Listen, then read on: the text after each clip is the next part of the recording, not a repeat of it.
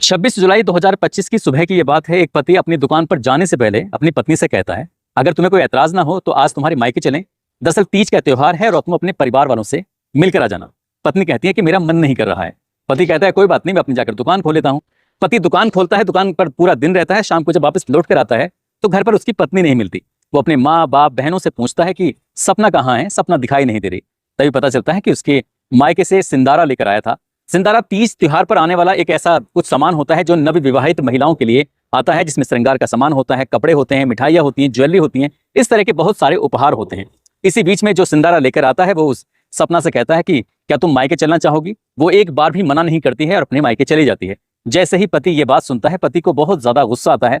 पति ये सोचकर बड़ा हैरान था, परेशान था कि सुबह ही तो मैंने ये बात पूछी थी, मेरे साथ जाने को तैयार नहीं होती है, लेकिन जो सिंधारा लेकर आता है उसके साथ जाने को तैयार हो जाती है। आखिरकार बात क्या है। यहीं से एक ऐसे कत्ल की शुरुआत होती है कि जिसका जिक्र फिर अखबारों में, सोशल मीडिया पर हर जगह होता रहता है। आज की इस कहानी के माध्यम से ये जानने की, समझने की कोशिश करते हैं कि जिस महिला की 8 महीने पहले शादी होती है, जो कि 7 महीने की प्रेग्नेंट होती है, उसका इतना भयानक रूप में कत्ल क्यों किया जाता है।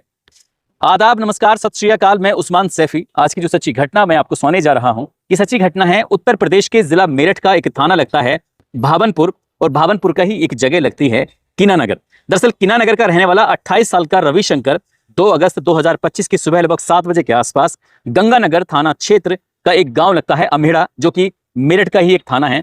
उस गांव में अपनी पत्नी को वो फोन करता है। सुबह के 7 बजे के आसपास का वक्त हो रहा था। पत्नी से कहता है कि सपना, रात मैंने बहुत ही बुरा सपना देखा, ख्वाब देखा। मेरा मन कर रहा है तुमसे मिलने का, तुमसे बात करने का। वैसे भी तुम्हें देखे हुए कई दिन हो चुके हैं, क्या मैं तुमसे मिलने के लिए आ जाऊं। सपना ने जैसे ही बात सुनी, उसने कहा ये भी कोई पूछने की बात है, आप आ जाओ। जैसे ही उसका पति रविशंकर अपनी पत्नी के पास पहुंचता है, वहां क्योंकि उसकी जो पत्नी है वो अपनी बड़ी बहन के घर पर रुकी हुई थी, वहीं पर वो रह रही थी। तभी वो अपनी बड़ी बहन से पूछता है कि जीजा जी कहाँ गए हैं। वो कहती है कि जीजा जी तो काम पर चले गए हैं, 2 बच्चे होते हैं वो भी काम पर चले जाते हैं, और जो उसकी बड़ी बहन है दरअसल वो घर के काम निपटा रही थी। इसी बीच में वो मेन द्वार को, मुख्य द्वार, मुख्य गेट जो होता है, उसको रविशंकर बंद कर देता है। अपनी पत्नी से कहता है कि चलो ऊपर वाले कमरे में चलते हैं, वहीं जाकर बैठकर बातचीत करेंगे।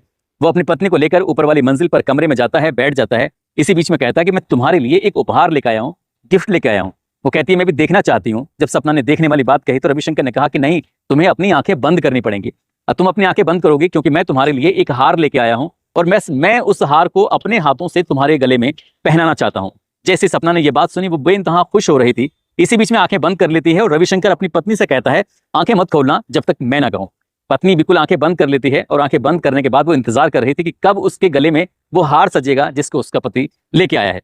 जैसे ही हार को पहनाया जा रहा था, यानी कि हार तो कोई था ही नहीं, वो अपने पास से एक धारदार हथियार निकालता है। हथियार निकालने के बाद अपनी पत्नी के गर्दन पर रेत देता है। जैसे ही पत्नी के गर्दन पर वो रेता है, हालांकि पत्नी को बिल्कुल भी यकीन नहीं था, विश्वास नहीं था कि उसका पति आखिरकार कर क्या रहा है। वो चीखने की कोशिश करती है। जब वो चीखने की कोशिश करती है तब उसके मुंह को भी दबा लिया जाता है, और उसके बाद वो ताबड़तोड़ एक के बाद एक धारदार हथियार से वार करता है। शरीर का हर हिस्सा होता है, हर हिस्से में वो कम से कम 20 से ज्यादा वार कर देता है। जब उसकी पहली बार चीखें निकलती हैं तो उन चीखों की आवाज उसकी बड़ी बहन ममता तक पहुंच जाती है, और ममता ने ही जैसे उनके पास आने की कोशिश की तो पता चलता है कि जो मुख्य द्वार है, मेन गेट है, वो बंद हो चुका है। अब ऐसी स्थिति में बाहर ममता चीख रही थी, और उधर उसने तब तक अपनी पत्नी को मारा जब तक कि उसकी पत्नी की आखिरी सांसें थम नहीं जाती हैं। बाहर बहुत सारे लोगों का जमघट लग जाता है। सुबह के लगभग 11 बजे के आसपास का वक्त हो चला था। इसी बीच में रविशंकर 112 नंबर पर पुलिस को फोन करता है। फोन करने के बाद कहता है कि साहब, मैंने अपनी पत्नी को मार दिया है, यहाँ इस जगह पर, ये पूरा एड्रेस है, यहाँ पर लाश पड़ी हुई है, आप आइए और आके ले जाइए। जैसे ही पुलिस ने ये सूचना को सुना, पुलिस दौड़ते हुए तो तुरंत तत्काल प्रभाव से मौके पर पहुंच जाती है। घर पर जाकर देखती है तो बहुत सारे लोगों का जमघट लगा हुआ था। अचानक से यूं पुलिस का आना, और ये लोग जो बाहर खड़े हुए थे वो समझ नहीं पा रहे थे कि आखिरकार किसने पुलिस को फोन किया। तभी वो पुलिस लगातार नॉक कर रही थी, आवाज लगा रही थी, रविशंकर दरवाजा खोल दो, बाहर पुलिस तुम्हारा इंतजार कर रही है।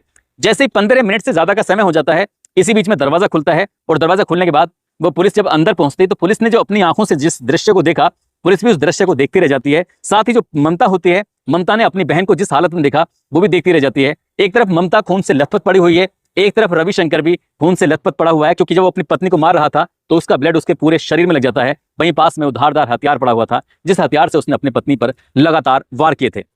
पुलिस ने लाश को कब्जे में लिया, और जो रविशंकर होता है उसको भी हिरासत में ले लेती है, और हिरासत में लेने के बाद उससे पूछताछ करती है कि आखिरकार तुमने अपनी पत्नी का कत्ल क्यों किया, इसके पीछे की पूरी कहानी क्या है। वो कहता है कि साहब, उसका नाम रविशंकर है, जो कि भावनपुर का एक इलाका है, कीना नगर, वहां का वो रहने वाला है। वहां पर किराना स्टोर की अपनी दुकान चलाता है। दिसंबर 2024 की ये बात है। दरअसल जब उसके लिए पता चला था कि एक लड़की जिसका नाम सपना है, उम्र उसकी 25 साल है, उसके पास एक रिश्ता आया है। घर वाले लड़की को देखते हैं, देखते खुश हो जाते हैं। जब उसे उस लड़की के बारे में पता चलता है तो वो भी खुश हो जाता है। लेकिन एक बात थी जो थोड़ी अटपटी थी।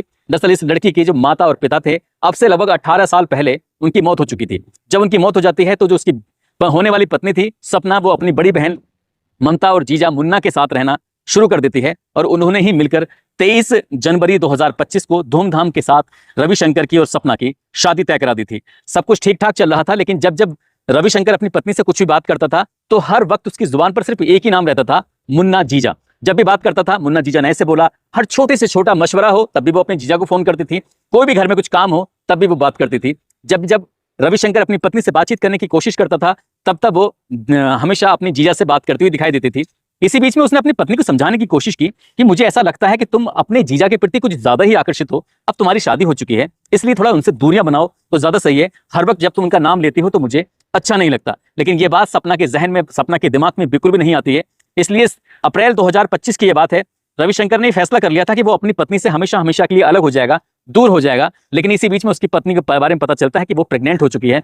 जब उसकी पत्नी प्रेग्नेंट होती है तो उसके दिमाग में आता है कि अब उसका मन हमेशा अपने बच्चे में लगा रहेगा। वो जैसे जैसे उसका वक्त आगे बढ़ेगा वैसे वैसे अपने बच्चे को लेकर खुश होती रहेगी। लेकिन वो अपने बच्चे को लेकर इतना खुश नहीं थी। जब देखो तब अपने जीजा के बारे में ही बातें करती रहती थी और यही बातें थी उसे परेशान करती थी। ऐसे ही एक तारीख आती है और वो तारीख थी 26 जुलाई 2025 की सुबह की ये बात है, जब अपनी पत्नी से कहता है कि आज तीज का त्योहार है, चलो तुम्हारे दीदी और तुम्हारे जीजा के घर पर चलते हैं, घूम के आते हैं। लेकिन जैसे ही पत्नी ने ये बात सुनी उसने मना कर दिया कि मुझे नहीं जाना, मेरा मन नहीं कर रहा है। शाम को उसी का जीजा मुन्ना घर पर सिंधारा लेके आता है और सिंधारा जैसे लेके आता है, जो खाना पीना होना है इसके बाद वो कहता है कि सपना क्या तुम घर चलना चाहोगी। सपना एक बार भी मना नहीं करती है और वो अपने जीजा के साथ चलने के लिए तैयार हो जाती है। वो अपने जीजा के साथ चली जाती है। 26 जुलाई, 27 जुलाई, 28 जुलाई, 29 जुलाई, 30 जुलाई और 31 जुलाई लगातार वो अपनी दीदी के यहाँ पर थी। और यहाँ पर ये थोड़ा परेशान था ये सोचकर कि आखिरकार ये सब चल क्या रहा है। जब 2 अगस्त 2025 की सुबह के 7 बजे के आसपास का वक्त हो रहा था, उसे बेइंतहा गुस्सा आ रहा था और वो अपनी पत्नी के पास जाने का कोई बहाना ढूंढ रहा था। तभी उसने अपनी पत्नी के पास जाने का एक बहाना ढूंढा कि रात मैंने तुम्हें सपने में देखा था, तुम्हारी हालत बहुत ज्यादा खराब थी, मैं तुम्हें देखना चाहता हूं। जैसे ही पत्नी ने सुना कि ठीक है आ जाओ, वो घर जाता जरूर है लेकिन अपनी पत्नी का मर्डर करने के लिए, उसे हमेशा हमेशा के लिए मौत की नींद सुलाने के लिए आखिरकार उसने अपनी पत्नी को मार डाला। 20 से ज्यादा उसे धारदार हथियार से उसके शरीर पर वार किए।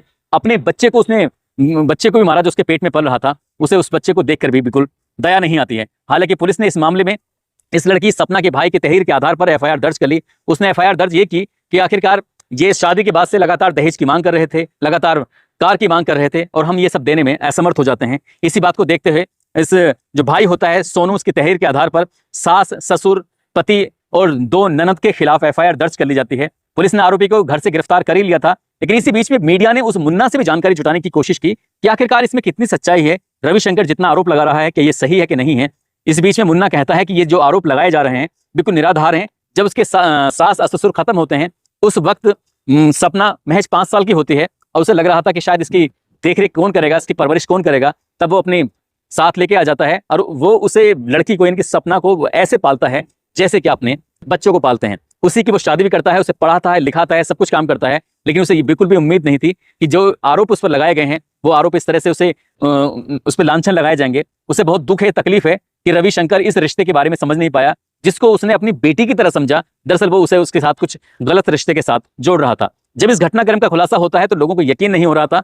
अखबारों के माध्यम से, सोशल मीडिया के माध्यम से और न्यूज के माध्यम से जब लोगों को पता चल रहा था तो इस रिश्ते पर लोग कई तरह के सवाल उठा रहे थे और कह रहे थे कि जिस बालक ने, जो 7 महीने का बालक पेट में पल रहा था, उसने भी दुनिया देखी भी नहीं थी, उसे किस बात की सजा मिली। और काश उस लड़की ने अगर ये बात मान ली होती, अगर बात सच है पति की, तो शायद ये कत्ल नहीं होते। इसमें 2 जिंदगी हमेशा के लिए बर्बाद हो चुकी है, कि खत्म हो चुकी हैं। एक बच्चा जो पेट में पल रहा था और जो पत्नी जो अब है नहीं, और पति शायद उसकी बाकी की जिंदगी सलाखों के पीछे